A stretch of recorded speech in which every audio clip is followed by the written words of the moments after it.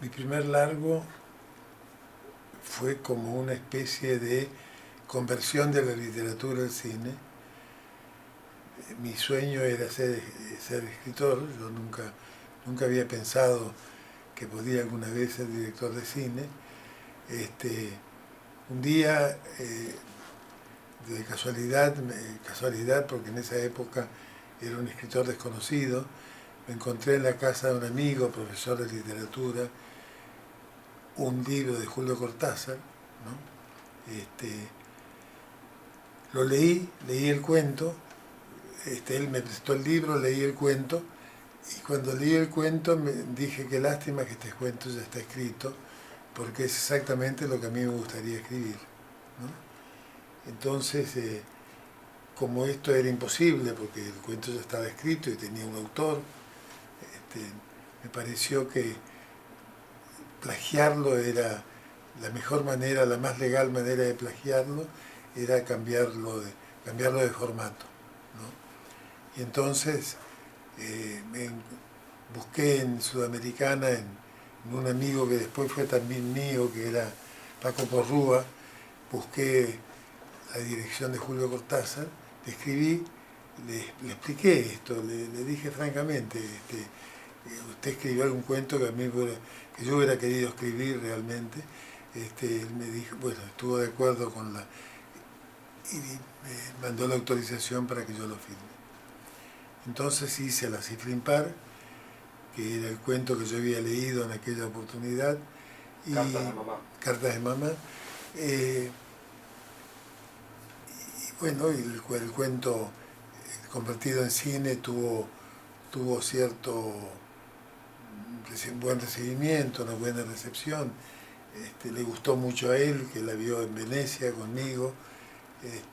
Y entonces quedé embarcado en el cine un poco involuntariamente, ¿no? Ahora, uno ve La cifra impar y es una película que tiene un dominio del lenguaje muy riguroso, digamos, y además un sentido estético y narrativo muy avanzado para ser una primera película. ¿Cuántos años tenías cuando la dirigiste? Bueno, esto fue en el año 60, tenía 60, yo había nacido en el 26, creo que, ¿cuánto es? ¿34? Y a ver si más del 30, sí, 34. Esa es la edad que yo tenía. ¿Y no habías hecho ningún trabajo vinculado al lenguaje cinematográfico, digamos? ¿Era tu primer acercamiento? En realidad la historia siguió de esta manera. Yo tenía una gran,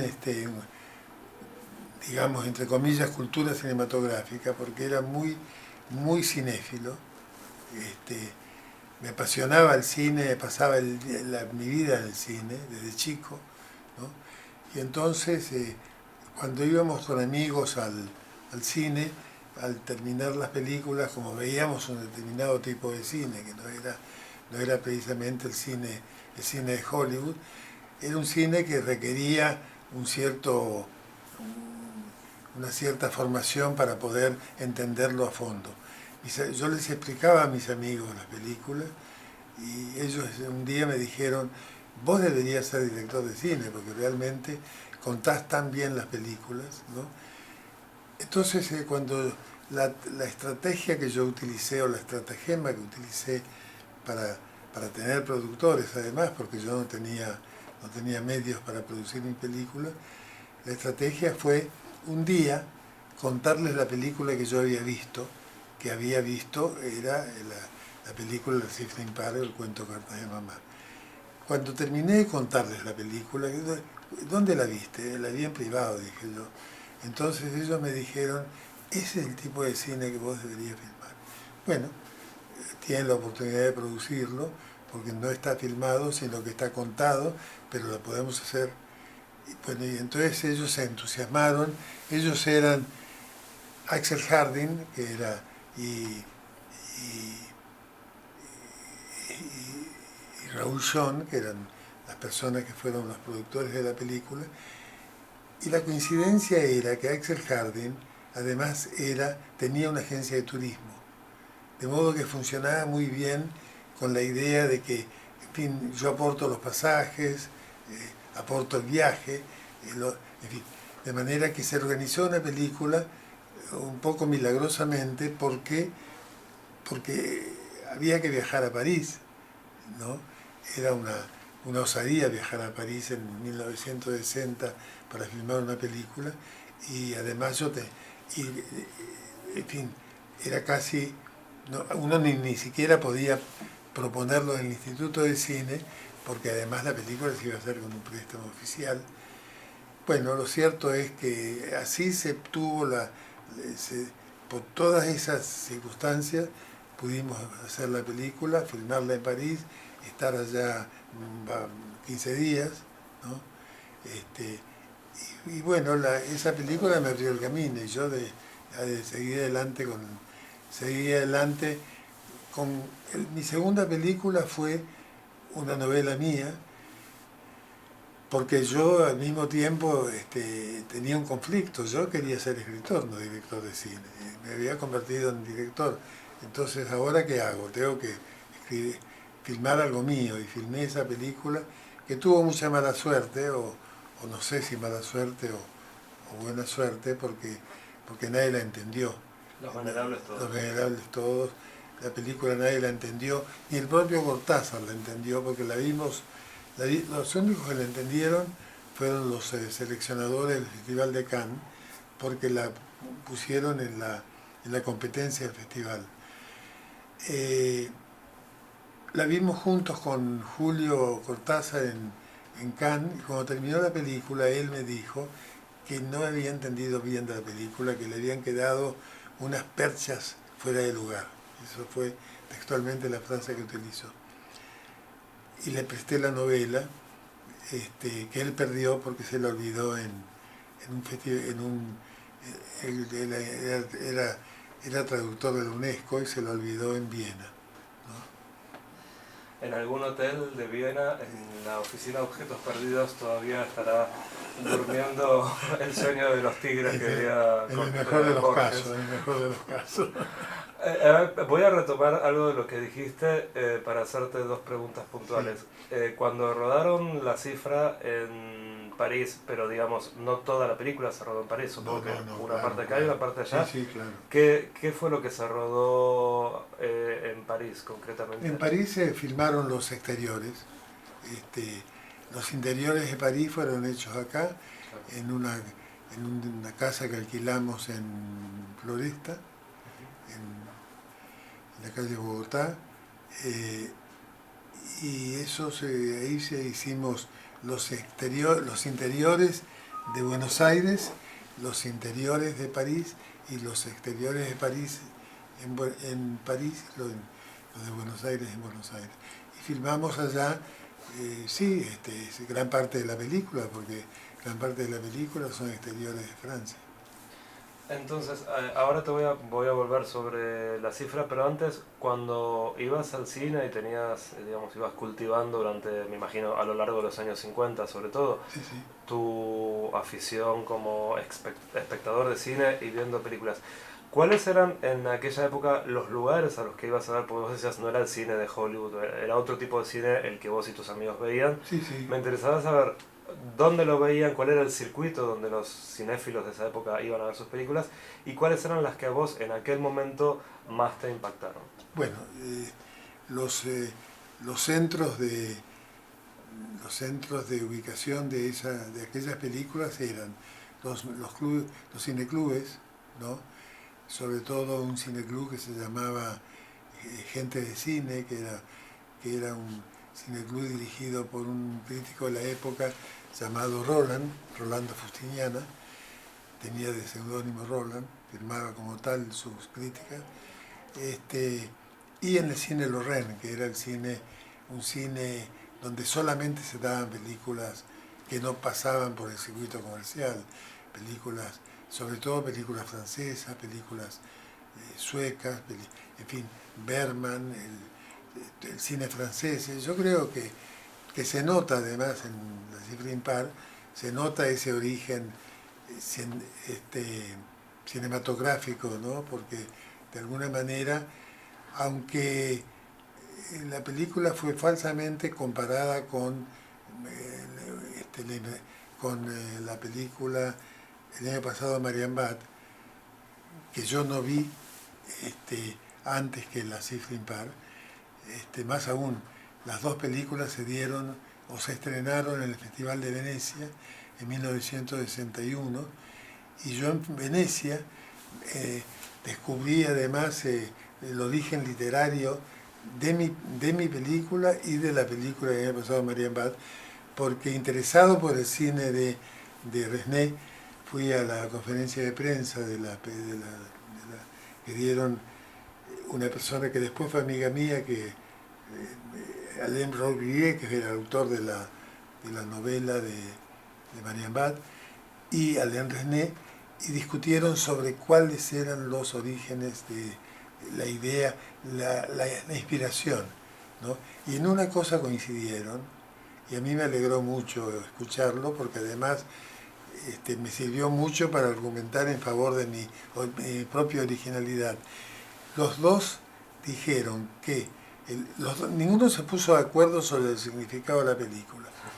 En lo único que se pusieron de acuerdo es que se habían inspirado en una película, en una novela de Adolfo Bioy Casares llamada La Invención de Morel. Y yo respiraba feliz, porque además eran también las mismas fuentes que yo había transcurrido durante mi formación literaria antes de llegar a Cortázar.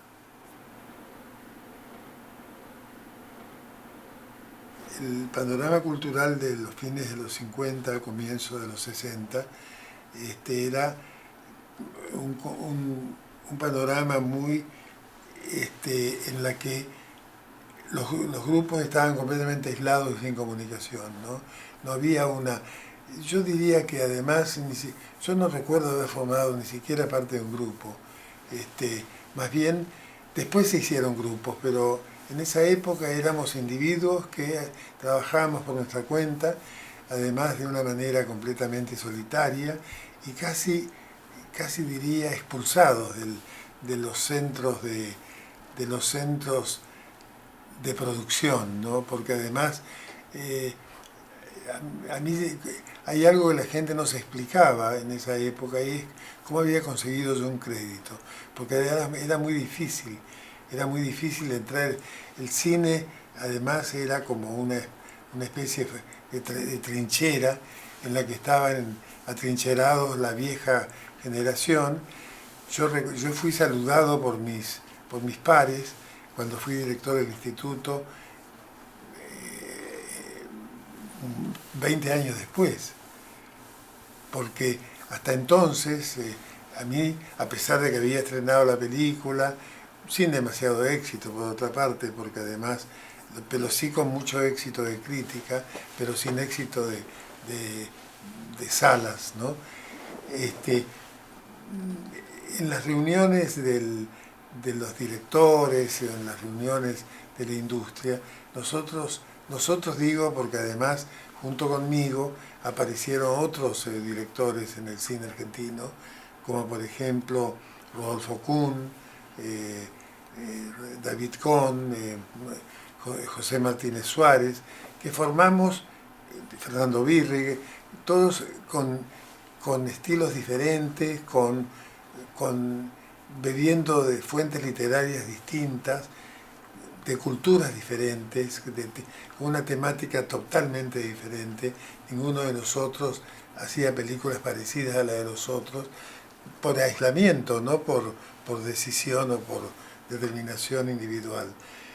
De manera que yo recuerdo que esto lo señalé en alguna oportunidad cuando fui director del instituto, porque hasta entonces no fui reconocido como director de cine.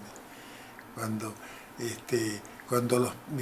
mis pares me vieron en el escritorio del instituto, recién entonces me saludaron cordialmente, pero hasta entonces éramos totalmente huérfanos desde el punto de vista cinematográfico. Mira, y también entonces era esta generación del 60, que así se la denominó.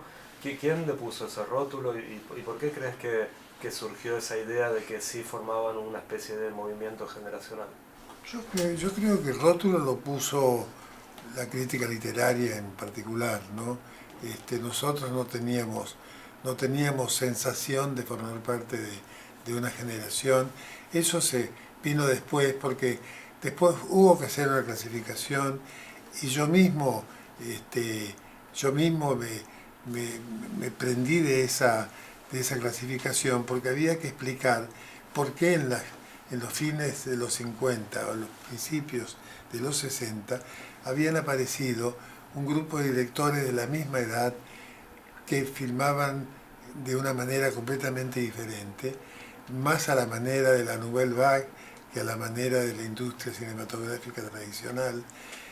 Y hubo que ponerles un rótulo y yo mismo empecé pero sin que tuviéramos vinculación ni siquiera de estilo ni de personas, porque además tampoco teníamos un lugar donde reunirnos. Yo me concurría en aquella época de vez en cuando las reuniones de la sociedad de directores, en la que ni siquiera nos daban un lugar en la mesa. Éramos absolutamente extraños y además, ¿cómo diría? Incomprendidos y además peligrosos, ¿no? Porque veníamos a ocupar lugares que no estaban vacíos, ¿no? Cuando yo estrené La Cifra Impar, por ejemplo, ocupé un lugar en el cual seguramente aspiraba algún otro director, y la crítica empezó a formar esa distancia entre nosotros mismos, porque empezó a clasificarnos y a ponderarnos y a ubicarnos en un lugar de envidia o de privilegio. ¿Quiénes eran los otros directores que estaban en esa mesa a donde no eran invitados los jóvenes de la llamada generación del 60? Por ejemplo, Soffici, De Mare, Pateone, Pignoli Barreto, ¿no? Eran los viejos directores del cine argentino. Okay. Y entonces, esta generación del 60 en realidad también tenía, aunque no fuera intencionalmente, había una distancia estilística fuerte. Digo, tanto por el modo en que usaban el lenguaje como por el modo de producir sus películas, ¿no? Por la forma de trabajo. Por de pronto nosotros... ¿Cuáles eran las diferencias? Las diferencias fundamentales, el estudio y el estudio natural. El escenario natural y el estudio, ¿no? Las películas en un 90%, hasta la década del 60, se hacían en estudios existentes como Argentina Sonofilm, Baires, Lumiton, tradicionales estudios de la cinematografía argentina. Nosotros empezamos a trabajar en la calle, en escenarios naturales. Entrábamos a una casa y le cambiábamos alguna cosa de los muebles, pero trabajábamos en lugares existentes.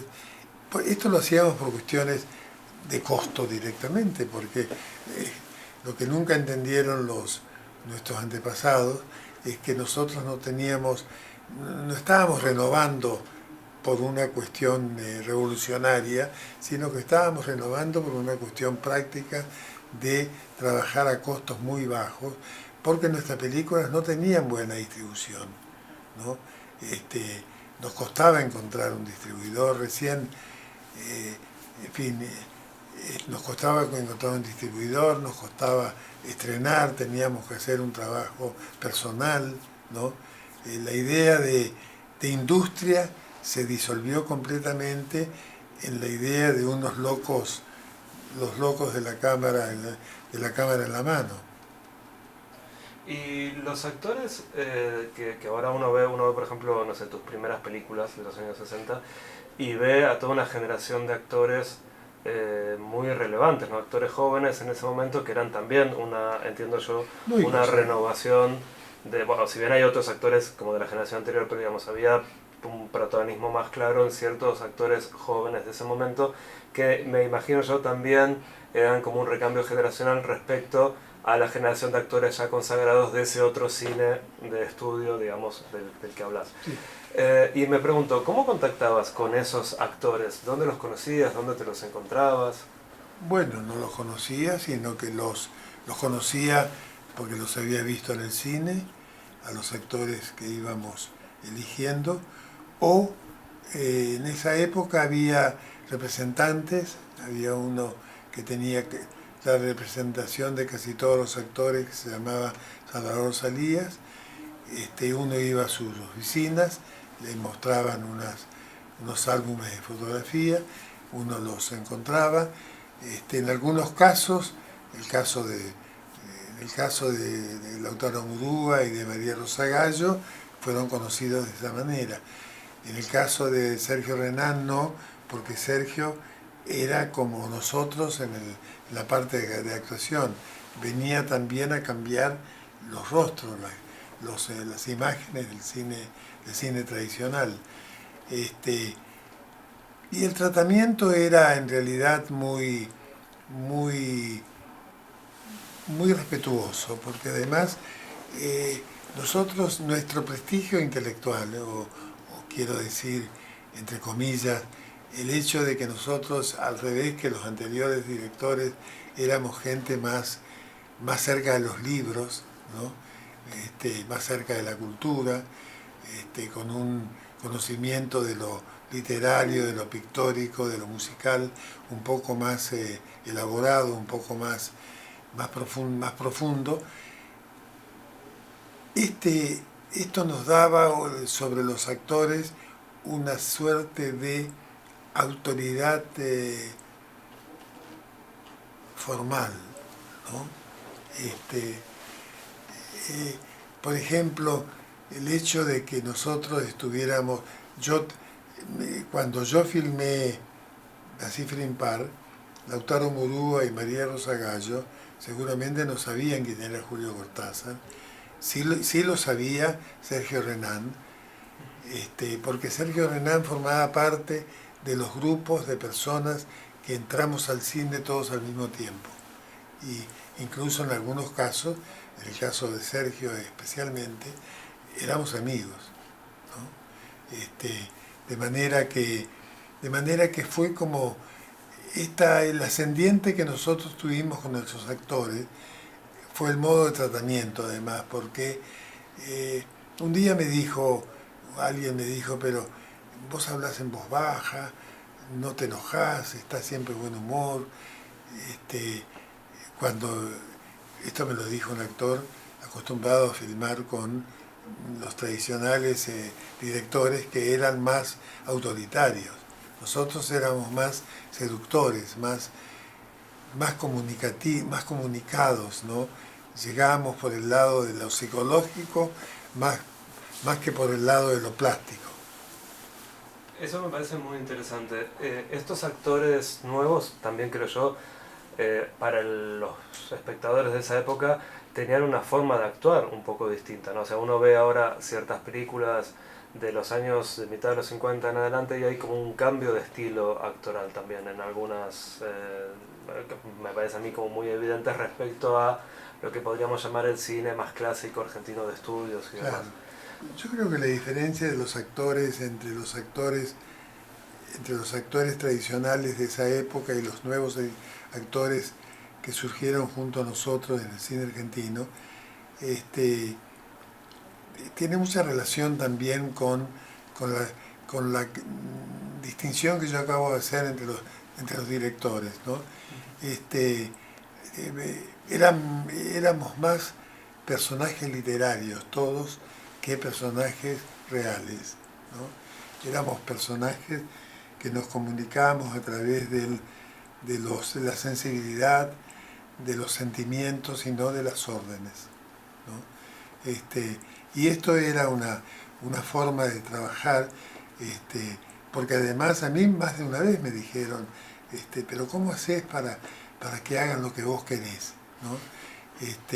Y yo recuerdo que en una oportunidad dije, bueno, la dirección de actores es, desde mi punto de vista, un trabajo de seducción, ¿no? Es un trabajo de seducción en el cual uno no le... que hace la diferencia entre el actor de la mueca y el actor de la expresión. La expresión facial que refleja un mundo interior, a la mueca que refleja simplemente un estado de ánimo. Exactamente. Y esos actores, vos, digamos, uno los ve ahora y tenían, por ejemplo, yo el otro día revisando Circe, es muy interesante porque hay una especie de contención emocional en casi todos muy marcado, insisto, si comparamos con otro estilo actoral, digamos, del cine previo, por decirlo de alguna manera. Y no estoy con esto haciendo una valoración, digamos, claro, sino señalando una diferencia. Había un estilo de actuación que yo creo en ese momento quizás era leído como más neutro. Hoy en día, desde una perspectiva que nos dan los años, quizás lo vemos como con un poco afectado, pero con un tipo de afectación muy distinto. Pero que uno ve, por ejemplo, voy a hacer una comparación un poco exagerada, pero digamos, uno ve a Elsa Daniel en las primeras películas de Torre Nilsson, o a María Banner, en estas otras películas ya de tu generación, o a Graciela Borges en Circe, y todas son como bellísimas, son como figuras así de una fotogenia impresionante, son como muy casi etéreas por momentos, o sea, si bien tienen mucha fisicidad, digamos, también tienen como una forma de estar muy etérea y una forma muy neutra de manifestar sus emociones, ¿no? Y de hablar con un hilo de voz. Yo no sé si es que entre ellas se mimetizaban de alguna manera. ¿Por qué crees que hay ese rasgo? ¿Vos notás también ese rasgo en común o te parece que esto es un...? No, sí, por supuesto que sí. Por supuesto que es una característica muy marcada, pero yo creo que viene por el lado de la convicción, de la manera de encarar el personaje, ¿no? Es por el lado de lo plástico, de lo visual, a lo sensible, a lo psicológico. Por ejemplo, yo tengo una anécdota que es bastante gráfica en este sentido. En mi película Cifrin Par había actores tradicionales y actores nuevos. El caso de Lautaro Murúa, de Sergio Renán, serían los dos tipos de actores distintos. Hay una pregunta que a mí me hizo un día el Lautaro Murúa, en el comienzo de la filmación, en los primeros días, que no me hubiera hecho jamás, ni me hizo Sergio Renán, pero que marca un poco esto que yo digo de lo gestual, ¿no? Una escena en la que Lautaro Murúa tuvo toda la toma de espaldas, ¿no? Y yo me di cuenta de que él no estaba cómodo con estar de espaldas a la cámara, ¿no? Y cuando terminó la escena,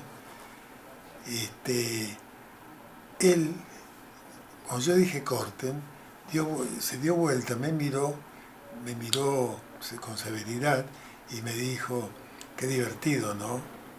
Yo me di cuenta y le contesté lo que precisamente lo ponía en su lugar exacto.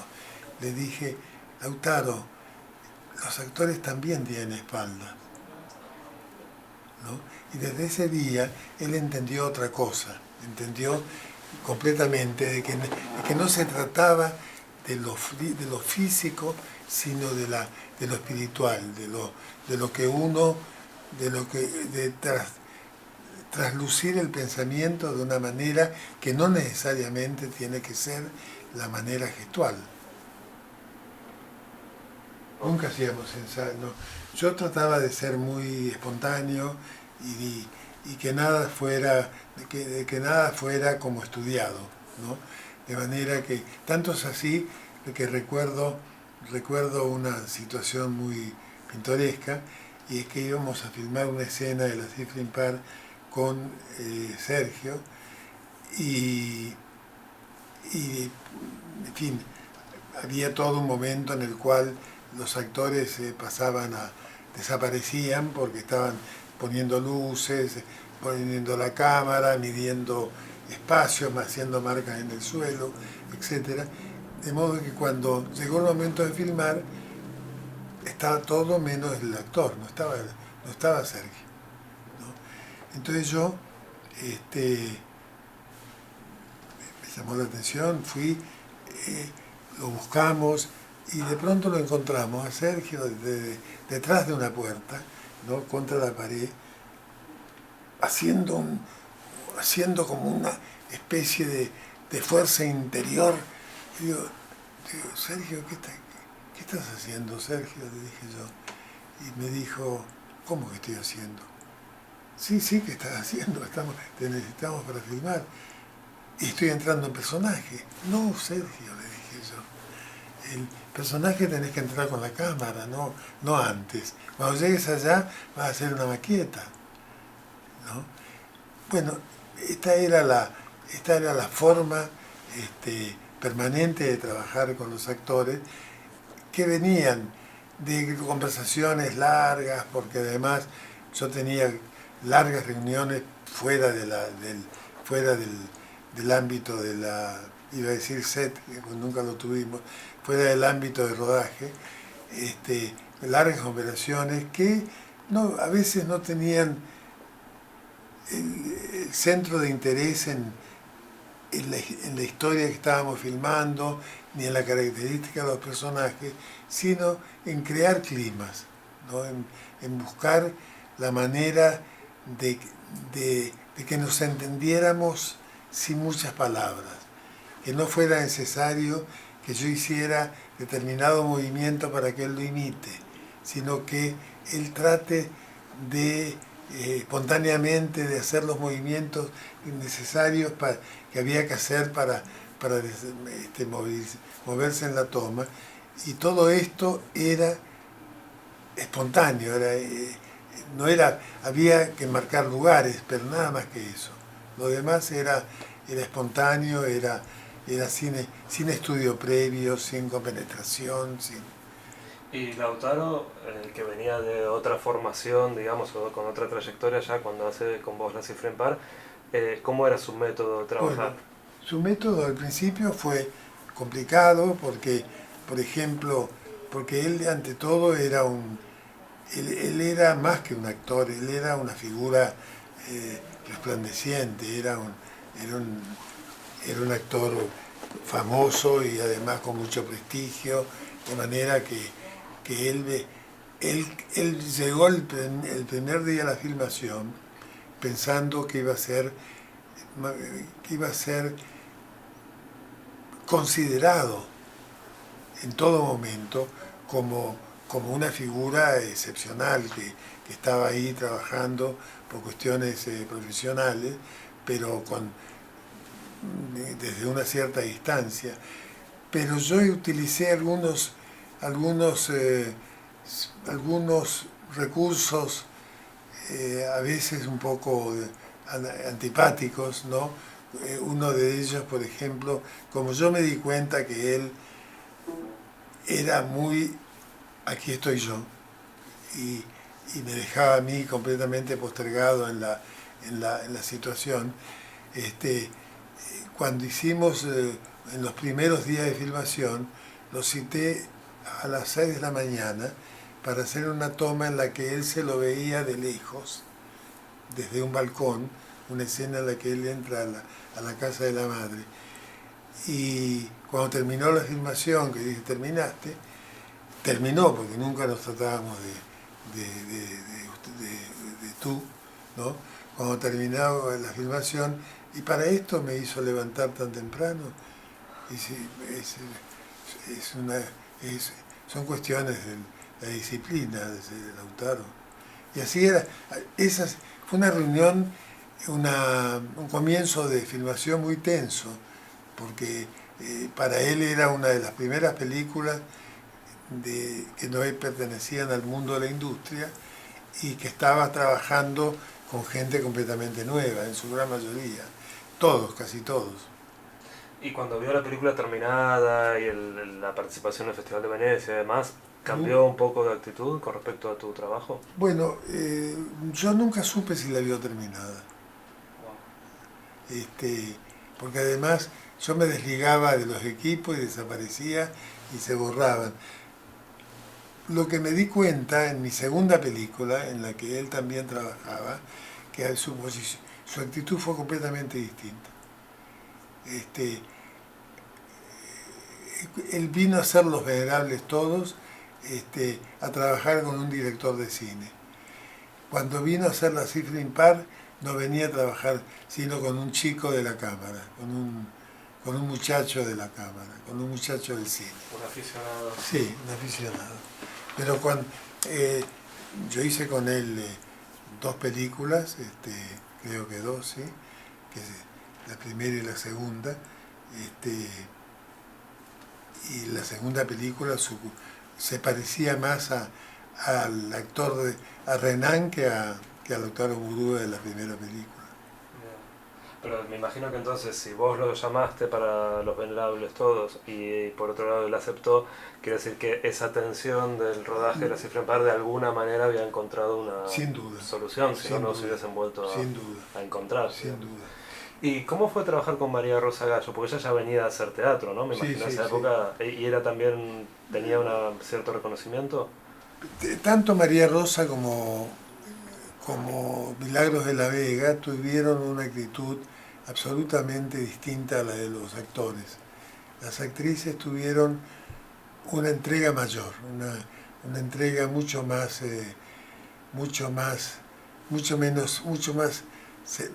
más sensible, se pusieron al servicio de la película con más delicadeza, digamos, sin ninguna resistencia, ¿no? Hicieron todo lo que se les pedía, nunca tuve yo una sola queja, al contrario, yo tenía con Milagros una conducta completamente especial, porque le iba a buscar a su casa personalmente cuando iba a la filmación. Yo pasaba con el auto, la iba a buscar a la casa. Con Milagros era en ese sentido una persona completamente joven como nosotros. ¿Y estaban contentas de la Yo película creo que sí. terminada? Yo creo que sí. Y es interesante también esto de contás, porque yo me imagino que, me pregunto yo, ¿por qué habrán aceptado ellos, hablamos de los cuatro, digamos, ¿no? Los dos actores, las dos actrices, trabajar con este director jovencito, digamos, para la época, sin experiencia, en una película que se rodaba en escenarios reales porque no tenía financiamiento para el modelo tradicional de producción, basado en un cuento de un autor todavía no muy conocido? ¿Por qué crees que aceptaron embarcarse en esa aventura? Bueno, yo creo que un actor nunca rechaza, salvo que haya algo que le molesta especialmente del proyecto, pero un actor o una actriz tienen siempre el sí disponible, porque además es obvio que si uno los va a buscar es porque los quiere tener, y los quiere tener en una pantalla, no los quiere tener en la casa de uno. Forman parte, además, de alguna manera, tanto Lautaro como Sergio, como María Rosa, como Milagros de la Vega, pertenecían a un mundo intelectual distinto al de los directores, pero igualmente estructurado, ¿no? Porque además hacían teatro de verdad, no hacían un teatro popular, hacían un teatro importante de autores, ¿no? Yo creo que en ese sentido, para ellos era una oportunidad laboral y la aprovechaban, y venían en algunos casos con cierta resistencia, en otros casos con absoluta entrega. En el caso de las mujeres, con absoluta entrega. Y cuando trabajaste con Graciela Borges, ella ya era también bastante conocida, ¿no? Sí, Si bien sí. era muy joven, ¿no? Sí, sí. No sé qué edad tendría, pero... Tendría 24 años. Y además le propusiste un personaje, digamos, que bueno, si bien en realidad no es exactamente el personaje protagónico, porque el protagonista sería el muchacho, digamos, su novio actual, pero obviamente es el eje del relato, Delia. Y es un personaje fantástico, absolutamente, en todas las acepciones de la palabra. Y además un personaje para el que vos, entiendo yo, para la época, necesitabas que tuviera como mucha entrega también, ¿no? Porque tenía unas connotaciones sexuales muy explícitas para los códigos de la época, ¿no? Contame cómo fue esa toma de contacto con ella, si se conocían de antes. No nos conocíamos de antes, no. Yo no tenía contacto con actores, salvo con Renan. Y con Renan mi contacto era muy extraño porque coincidíamos en el fútbol, íbamos a ver, los dos éramos de Racing. Entonces formábamos parte de una especie de camarilla de gente intelectuales que iban al fútbol juntos los domingos a las canchas de Racing. Pero en el caso, no, del caso de Graciela, Graciela fue seleccionada precisamente en la oficina de este representante que yo mencioné recién, Salvador Salías. Graciela es una mujer inteligente, es una mujer sensible, inteligente, culta. Para ella Cortázar no era un desconocido, por ejemplo. Cortázar fue para mí en ese sentido una especie de, en algunos casos, ¿no? En el caso de Renan, en el caso de Graciela, una especie de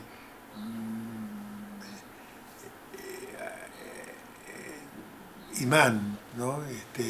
Podía filmar Circe, de Julio Cortázar, les daba, además es un personaje que ninguna actriz puede rechazar, es un personaje maravilloso, ¿no? Y Graciela se entregó muy, así como se entregó María Rosa y se entregó Milagros, se entregó muy, muy bien.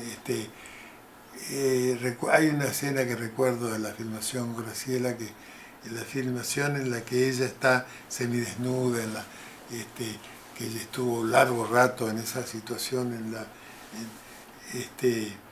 cuando terminó en algún momento de la toma, ella me hizo algún comentario como que, en fin, como que estaba haciendo ella un espectáculo más para un grupo de espectadores que éramos nosotros, ¿no? Y yo me di cuenta de eso y en cierto momento me senté al lado de ella, le puse la mano sobre la rodilla o sobre el muslo y le dije, Graciela, le quiero decir algo, entre todo el usted fue siempre permanente, ¿no? Con todos. Yo estoy tan cómodo con usted como con Milagros de la Vega.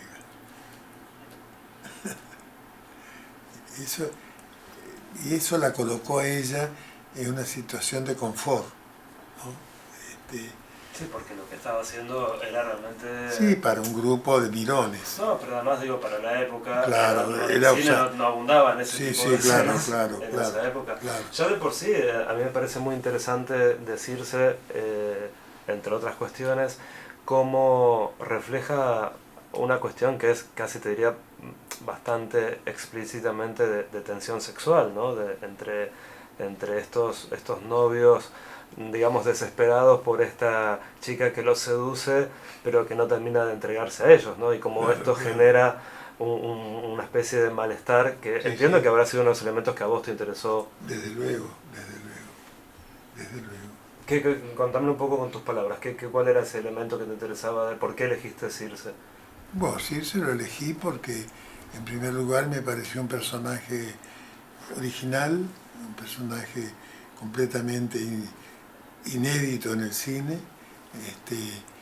Me pareció un personaje, además, que realizaba actos completamente modernos, digamos, que incomprensibles para la generalidad y para el sentido común, ¿no? Rodeados además de personas que trabajaban un poco de una manera objetiva, sin pensar demasiado, profundamente lo que hacían, ¿no? Recuerdo un diálogo con un jefe de producción antes de la escena de las cucarachas, que es que demuestra esto de la inocencia con que se encaraban estas historias que no tenían nada de inocente, por otra parte. Recuerdo que el jefe de producción el día antes de la escena de las cucarachas vino y me dijo con toda seriedad y con toda formalidad: señor, mañana es la escena de las cucarachas. Sí. ¿Cuántas va a necesitar? Y yo, sorprendido además por la pregunta, porque además para mí tampoco era muy habitual esto, no se me ocurrió otra cosa que decir 2 docenas, ¿no? Pero yo pensé que había terminado el diálogo. La pregunta fue: ¿negras o coloradas? De los 2. Dije yo: total, es blanco y negro. ¿Y le pusieron las cucarachas? Sí, ahí, sí, ¿verdad? sí. ¿Y ella no se espantó? No. Y creo que incluso estaba tan compenetrada Graciela que incluso en la escena de las cucarachas, que tiene que agarrar una, la agarró para hacer el bombón. Era un trabajo absolutamente personal, absolutamente personal. Yo recuerdo que en una oportunidad, incluso con un director de fotografía que tuvo alguna queja respecto de algunos encuadres que yo hacía, que le conté una anécdota de Buñuel que me había contado a mí Francisco Rabal, precisamente, ¿no? Porque cuando habían hecho Nazarín creo que era así, y es que estaban por filmar una escena y Buñuel fue y puso el encuadre, y el director, estaba en México la filmación, el director de fotografía, que era Figueroa, si mal no recuerdo, vino y miró el cuadro y lo corrigió, ¿no? Y Buñuel, cuando advirtió que había hecho un movimiento, se acercó nuevamente, volvió a colocar la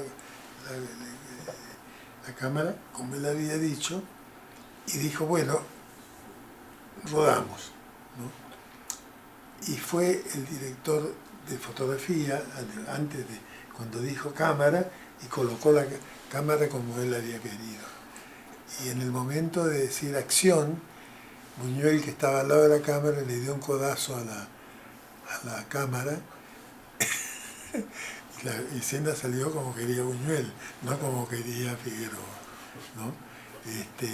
Y yo decía, esto se lo conté yo para que no insista en ciertas, porque los técnicos suelen tener una mirada un poco clásica de la imagen, y a veces las situaciones dramáticas o la estética de la película reclama otra cosa, y por eso es que yo he sido siempre muy celoso de lo que la película, de lo que la cámara retrataba, ¿no? ¿Y hacías dibujos? No, yo siempre he sido muy improvisador, nunca, yo ni ensayaba con los actores, ni hacía dibujos previos, son estilos de trabajo, pues, todos son válidos, ¿no? Hay directores de mi generación que tenían la película dibujada antes de filmar. A mí no se me hubiera ocurrido, de fiaca seguramente, ¿no? Además me parecía mejor hacerlo todo en el momento oportuno, en el momento correspondiente. ¿Y tus guiones tenían ya algunas indicaciones de cámara o algunas ideas? Porque... Sí, tenía algunas. Los guiones se llamaban en aquella época, yo no sé si se siguen llamando así, se llamaban encuadres. Los encuadres eran precisamente la película escrita, con las tomas, traveling, con todos con primer plano, plano medio, con todas las indicaciones, pero esto lo miramos relativamente, porque además todo esto es válido cuando uno hace una película en estudio, en donde pone las cosas donde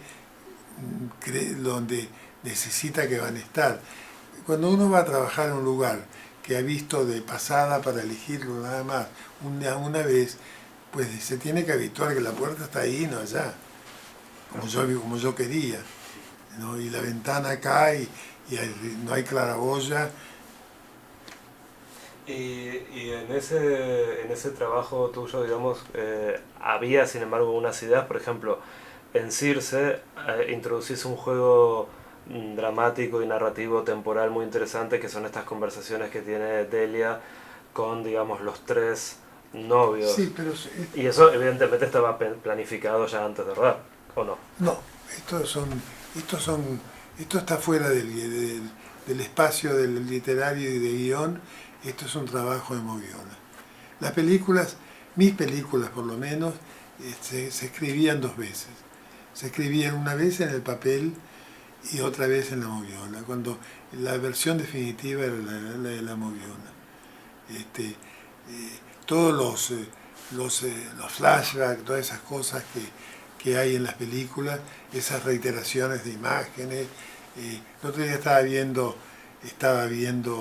Castigo al Traidor, que me habían pedido para un homenaje a Roabastos en el Paraguay, y yo la estaba controlando la copia y me daba gracia porque había una escena en la que el actor se agachaba para recoger sus anteojos, y se agachaba de nuevo y de nuevo, y qué idiota, decía yo mirándome mi propia película, que nada que ver con la realidad. Y bueno, efectivamente, esta es una manera de decirle al público, esta no es la realidad, ¿no? Esto es la imaginación, la fantasía, el delirio. Es que me imagino que tu cine, sobre todo esas primeras películas, justamente, ¿qué posición dirías vos que tomabas frente al realismo como modo de representación? ¿Te interesaba esa forma de realismo o te interesaba otro tipo de búsqueda? No me interesaba la forma de realismo, porque además yo siempre dije que para el realismo tenemos la vida. Más realismo que eso, imposible, ¿no? Si uno pudiera cambiar su vida y hacer un montaje, las cosas distintas que haría. Yo creo que además la gente tiene que saber que esto es el cine, es el arte, no tiene nada que ver con la realidad. Yo nunca he pretendido que mis películas sean el reflejo de la realidad, ¿no? Ni siquiera en las películas más pedestres que he hecho he pretendido eso. Yo creo que la gente hay que decirle permanentemente, usted está ocupando una butaca en un cine, está entreteniéndose, está aburriéndose, pero no está en la vida. Muy bien, muy interesante eso. Para cerrar un poco sobre tu filmografía, ¿hubo un cambio de estilo bastante claro hacia tus últimas películas? Bueno, sobre todo, por ejemplo, cuando hiciste La sartén por el mango, ¿ese fue un proyecto muy diferente estilísticamente o me equivoco, digamos? No, fue muy diferente. ¿Cómo se dio ese cambio de estilo? ¿Por qué entraste en ese cambio de estilo? Bueno, que yo creo que un director de cine, esto no es un pensamiento mío, sino que además se lo escuché una vez a Torre Nilsson. Un director de cine lo es hasta su cuarta o quinta película. Después deja de serlo para convertirse en un director de cine, ¿no? Hasta su cuarta o quinta película no tiene otro objetivo que la película. Después tiene el objetivo de tener que vivir de sus películas. Y al tener que vivir de sus películas hay cosas que hay que ceder, ¿no? Y por lo tanto, a mí me cuesta ver, porque acabo de decir, Castigo al Traidor es la sexta o la cuarta o la quinta, ya formaba parte de una época en la que yo estaba camino de dejar de ser director de cine. Tener que vivir de lo que uno hace implica algunas concesiones, ¿no? no solamente temáticas, también con sesiones formales, porque uno ya no puede ya no puede jugar con el espacio visual como puede jugar con las primeras películas en las que hace lo que quiere, digamos, sino que tiene que tratar de atraer al público. Lo más gráfico sería decir que con mi acceso al Instituto de Cine se produjo en realidad una renovación o un acceso de una nueva generación del 60, que en este caso era de los 80, al cine argentino. Porque como en el 60 habían aparecido nombres desconocidos en la Enciclopedia Cinematográfica Argentina, en el 80 también aparecieron muchísimos nombres que no habían aparecido. Por ejemplo, para nombrar los que más recuerdo en este momento, diríamos Puenzo, Solanas, Sorín, Camín, en fin, se produjo esa nueva renovación del cine argentino que tuvo los mismos parámetros que tuvo la generación del 60, pero con apoyo económico, porque el instituto es un banco de préstamos en cierto sentido, ¿no? Y esto volvió a ocurrir cuando yo me fui del instituto, porque vuelve a ocurrir con la Universidad del Cine, porque se vuelve a dar la misma renovación de nombres, aparecen personas que nunca habían soñado con hacer cine, que de pronto aparecen haciendo películas, como por ejemplo el caso de Damián Cifrón, o Ariel Rotter, o Santiago Mitre, en fin, son, digamos, fenómenos similares que se dan en distintas épocas, con los mismos resultados y los mismos orígenes. ¿Y crees que ellos también tienen como una vocación de cierta ruptura con lo anterior? Yo creo que sí, absolutamente. Las generaciones cinematográficas tienen la virtud que son asesinas, asesinan el pasado, ¿no? Detestan todo lo que se ha hecho hasta ese momento. Yo creo que así como a nosotros no se nos podía hablar de la Guerra Gaucha, a los que vinieron en el 83 no se les podría hablar de la Cifripán, y a los que vienen ahora no se les puede hablar de Hombre mirando al sudeste, porque además son mundos diferentes en todo sentido, porque además, pero no es que cambia el cine, que yo creo que así es la vida. ¿Y vos crees que en lo temático del cine contemporáneo hay algo muy diferente a lo anterior? ¿Vos notás como...? Yo creo que sí. ¿Qué sentís que es la mayor diferencia? A mí no se me ocurre que en el 80 se podría haber hecho, por ejemplo, La Patota, sí, porque es una remake. No se podría haber hecho, no sé, ahora no me viene a la cabeza película, La Luz Incidente de Ariel Rotter, que es una película notable, o El Invierno, otra película notable de estos últimos años. No se podrían haber hecho en el 60, ni mucho menos en el 48. ¿Por qué decís eso? No sé, porque cambia la estética, cambia la psicología, cambia el alma y el cuerpo de las películas, ¿no? Son películas que enfrentadas no corren a la misma velocidad, porque además los públicos son distintos. O sea que cada generación tiene su propia, cada cinematografía tiene su propia época, y eso es el mundo, no es el cine.